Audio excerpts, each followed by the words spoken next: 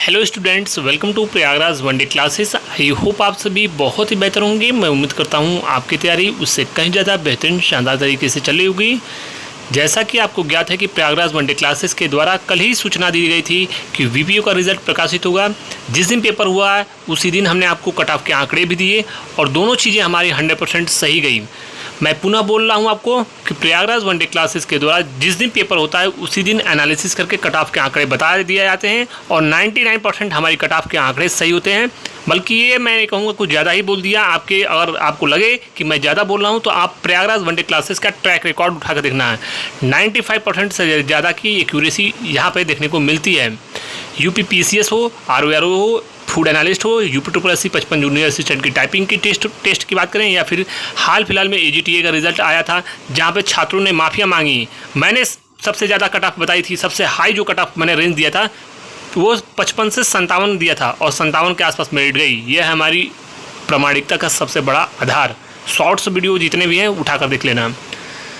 Telegram पर अवश्य जुड़ जाइए। चलिए आगे बढ़ते हैं, कुछ महत्वपूर्ण सूचनाओं के बारे में बात करेंगे। TRE 4 के संबंध में सबसे बड़ी अपडेट, TRE 4 का नोटिफिकेशन प्रकाशित हो गया है। आजकल छात्रों की बात बहुत जल्द सुनी जा रही है और स्पष्ट रूप से कहीं ना कहीं ये छात्रों के लिए बहुत बड़ा एक प्रकार से कहा जाए कि बिहार में TRE 4 का नोटिफिकेशन धरना जैसे ही छात्रों ने शुरू किया उसके बाद ऑफिशियली ये नोटिस भी देखने को मिल गया है। तमाम छात्रों को बहुत बहुत बधाई, शुभकामनाएँ। आपके अग्रिम जो परीक्षा होने वाली है इसमें आप अपना चयन सुनिश्चित अवश्य करें।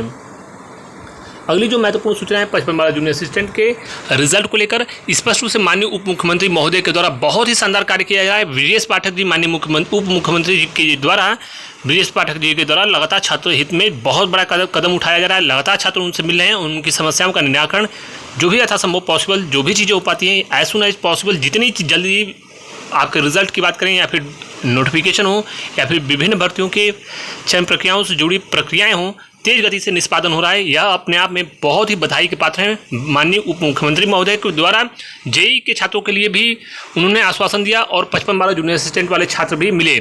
55 जूनियर असिस्टेंट के छात्रों के लिए बड़ी अपडेट। मैंने आपको पहले ही बताया था कि इस महीने रिजल्ट प्रकाशित हो जाएगा, इस महीने लास्ट तक। और आपको बता दूँ कि आपके रिजल्ट जो हैं वह रिजल्ट आपका स्पष्ट रूप से रिजल्ट आपका जारी कर दिया जाएगा रक्षाबंधन से पूर्व। और ये बातें हमने आपको पहले ही बताई थी कि अगस्त लास्ट में हर हाल में रिजल्ट आएगा और वीपीओ का भी इसी महीने आएगा।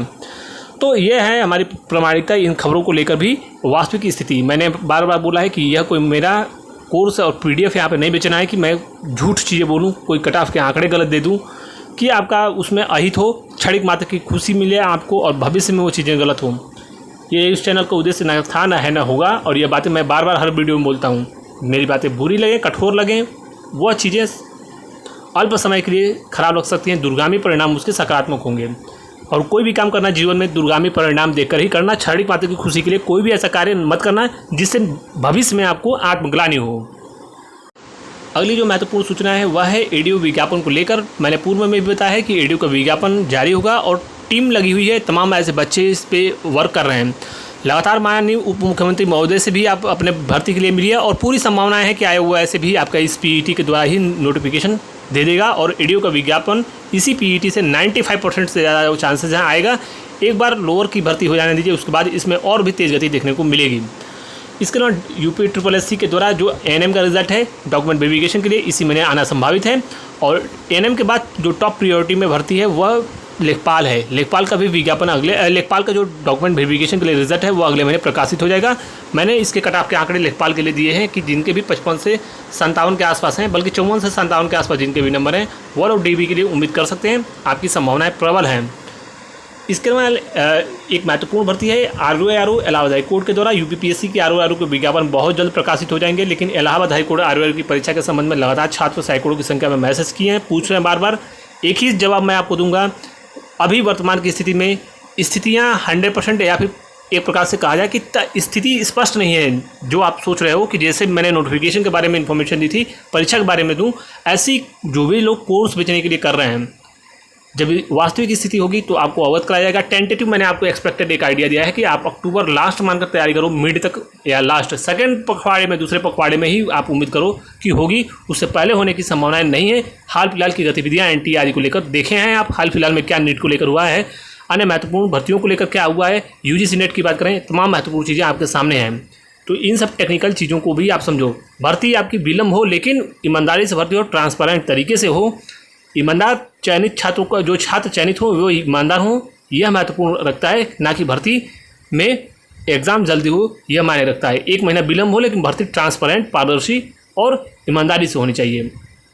ग्रुप सी के भर्ती के बारे में स्पष्ट रूप से बता दूं, नवंबर दिसंबर में, विशेषकर दिसंबर तक डेफिनेटली इसकी पॉसिबिलिटीज़ हैं। जिस प्रकार से भर्ती प्रक्रियाओं में कई ऐसे बच्चे, अब बताओ वीपीओ में कई ऐसे बच्चे सेलेक्ट हुए हैं जो ऑलरेडी वर्क कर रहे हैं आपके इलाहाबाद हाई कोर्ट में जूनियर असिस्टेंट के पद पर। वो सारी सीटें भी ऐड ऑन हो सकती हैं, चूँकि ऑलरेडी वो बच्चे अब छोड़ने वाले हैं। तो दिसंबर तक भर्ती आपकी आना संभावित है, अगर बहुत जल्द आई तो नवंबर दिसंबर, नहीं तो फिर भर्ती जनवरी फरवरी में आनी कन्फर्म है। ये मान के चलो जनवरी फरवरी में, फिर नए वर्ष में ही शुरुआत में ही देखने को मिल जाएगा भर्ती। आपको तैयारी मजबूत रखिए, आर के बाद फिर आपको एक और मौका मिलेगा इलाहाबाद हाई कोर्ट में।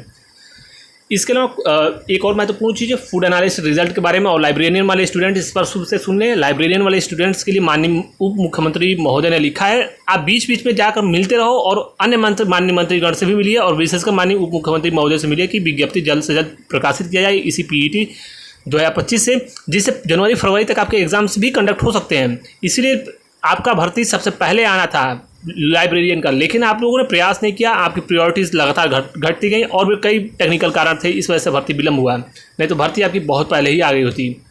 प्रयास करिए, कब विज्ञापन आएगा, किसी चैनल को दोष देने से, किसी ग्रुप में अनावश्यक टिप्पणियां करने से कोई भी किसी भी चैनल वालों का कोई भी प्रभाव नहीं पड़ेगा। उनको कोर्सेज बेचने वो बेचते रहेंगे, कमाते रहेंगे, आप अब चर्चाओं में रह जाओगे। सोचो कितनी स्पष्टता मैं बोलता हूँ, आपके दोस्त जैसी बातें मैं बोलता हूँ कि आप चीज़ों को समझा करो। ग्रुप सी की बात ऑलरेडी मैंने बता दिया। इसके अलावा ANM डॉक्यूमेंट वेरिफिकेशन के बारे में इन्फॉर्मेशन दे दिया। PET 2026 से लगभग 1 दर्जन विज्ञप्ति प्रकाशित होंगे। कई साधारण क्वालिफिकेशन की भर्तियां, जूनियर असिस्टेंट, BPO आदि की तमाम महत्वपूर्ण भर्तियां देखने को मिलेंगी।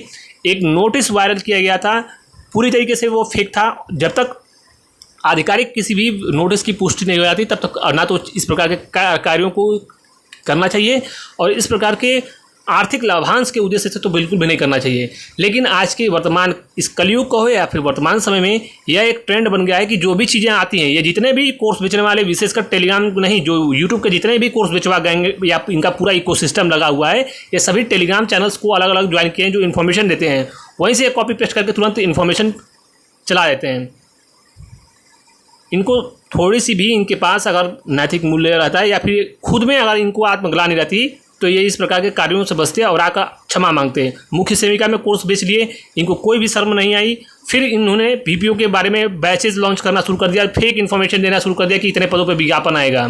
विज्ञापन के बारे में इनको कोई 1% इन्फॉर्मेशन नहीं है और ना ही इस प्रकार का जो IGRS वाला गया था वो पूरी तरीके से फेक प्रथम दृष्टया है, कोई उसकी पुष्टि नहीं हुई। इन्होंने माफिया भी नहीं मांगी, इन लोगों को आकर माफ़ी मांगनी चाहिए।